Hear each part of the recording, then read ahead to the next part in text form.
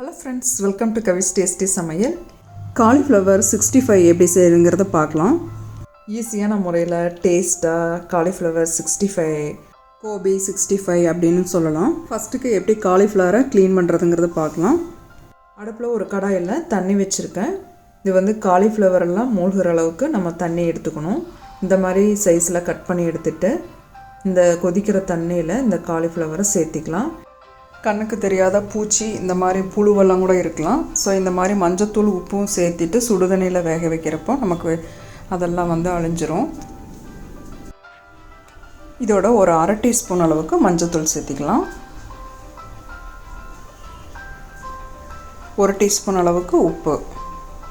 இதையெல்லாம் நல்லா கலந்து விட்டுட்டு ஒரு 60% நல்லா வேகட்டும். ஒரு 60% வெந்து வரும்போது நமக்கு வந்து ஃப்ரை பண்ணும்போது நமக்கு நல்லாயிருக்கும். வாஷ் பண்ணி எடுத்து வச்ச காலிஃப்ளவர் பூவில் பாதி தான் நான் எடுத்து செய்கிறேன். பாருங்கள், இந்த மாதிரி வேக வச்சு எடுத்துக்கலாம். குலைவாகக்கூடாது, பட் நல்லா வந்து கெட்டியாக தான் இருக்கணும். சுத்தமாக தண்ணியெல்லாம் வடிச்சிட்டு இது கூட நம்ம ஒரு டீஸ்பூன் அளவுக்கு கடலை மாவு சேர்த்திக்கலாம். இப்போ இது கூட காஷ்மீரி மிளகாய் தூள் 1 டீஸ்பூன் அளவுக்கு அரிசி மாவு, இந்த ரெண்டையும் கலந்துக்கலாம். ஒரு 3/4 டீஸ்பூன் அளவுக்கு இஞ்சி பூண்டு பேஸ்ட்டு, 1/4 டீஸ்பூன் அளவுக்கு கரம் மசாலா கொஞ்சம் வாசமாக இருக்கும், அதுக்காக தான். ஒரு 3/4 டீஸ்பூன் அளவுக்கு லெமன் ஜூஸ். இதுக்கு தேவையான அளவு உப்பு சேர்த்திக்கலாம். இந்த லெமன் ஜூஸ் பிடிக்கல அப்படின்னா விட்டுறலாம். ஒரு புளிப்பு டேஸ்ட்டு கிடைக்கும், அதுக்கு தானே சேர்த்துறோம். இதை நல்லா கலந்து விட்டுக்கலாம்.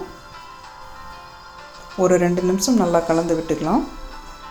இதுக்கப்புறமா வந்து ஒரு 2 டீஸ்பூன் அளவுக்கு கார்ன்ஃப்ளவர் மாவு சேர்த்திக்கலாம். இந்த சோள மாவு சேர்க்கும் பொழுது நமக்கு வந்து ஒரு நல்ல ஒரு கிறிஸ்பியாக கிடைக்கும், அதுக்கு தான்.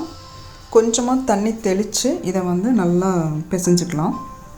கொஞ்சம் ட்ரையாக இருந்ததுன்னா லைட்டாக தண்ணி சேர்த்துக்கலாம். கொஞ்சமாக தண்ணி விட்டுக்கணும். இப்போ வந்து காரம் கம்மியாக இருக்கிற மாதிரி தெரியுது. ஸோ நான் இன்னொரு டீஸ்பூன் அளவுக்கு நான் வந்து மிளகாய்த்தூள், தனி மிளகாய்த்தூள் சேர்க்குறேன். பாருங்கள், இந்த மாதிரி கன்சிஸ்டன்சியில் பெசரி வச்சிடலாம். இதை வந்து ஒரு 10 நிமிஷம் மட்டும் ஓரமாக எடுத்து வச்சிடலாம். இப்போ நல்லா எண்ணெய் காஞ்சிருச்சு. ஒவ்வொரு பீஸும் உள்ளே போட்டுக்கலாம். இப்போ வந்து எண்ணெய் வந்து ஹை ஃப்ளேமில் இருக்கட்டும்.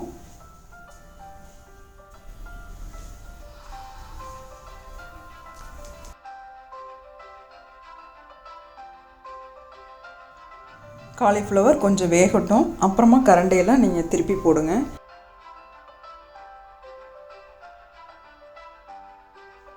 இடையில நம்ம வந்து காலிஃப்ளவரை டிஸ்டர்ப் பண்ணக்கூடாது, அது வெந்துக்கிட்டே இருக்கட்டும். ஒரு நிமிஷம் வெந்ததுக்கப்புறமா நம்ம திருப்பி போட்டுக்கலாம்.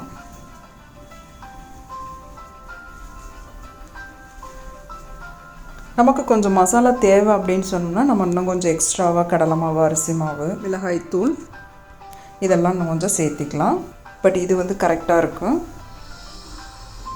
பாருங்கள், ஓரளவுக்கு வெந்துருச்சு. இப்போ நம்ம வந்து திருப்பி போடுறப்போ நமக்கு அந்த தனித்தனியாக எடுத்து விடுறதுக்கு ஈஸியாக இருக்கும். கண்டிப்பாக போடுறப்போ ஒட்டி தான் இருக்கும், பட் வெந்து வரும்பொழுது நம்ம அப்படியே எடுத்து விடுறப்போ ஈஸியாக தனித்தனியாக வந்துடும்.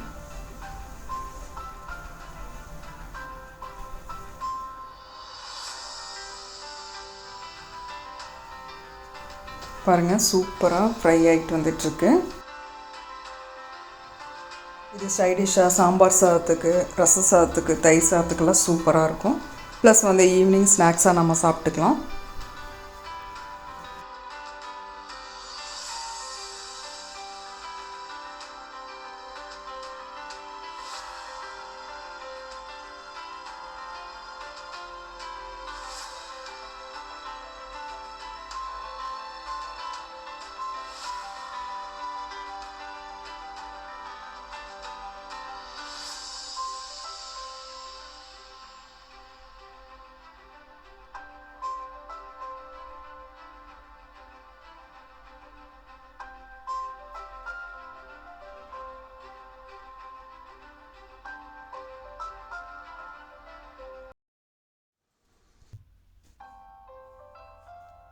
கண்டிப்பாக இந்த வீடியோ உங்களுக்கு பிடிச்சிருக்குன்னு நினைக்கிறேன். பிடிச்சிருந்தால் கண்டிப்பாக லைக் பண்ணுங்கள், ஷேர் பண்ணுங்கள், சப்ஸ்கிரைப் பண்ணுங்கள்.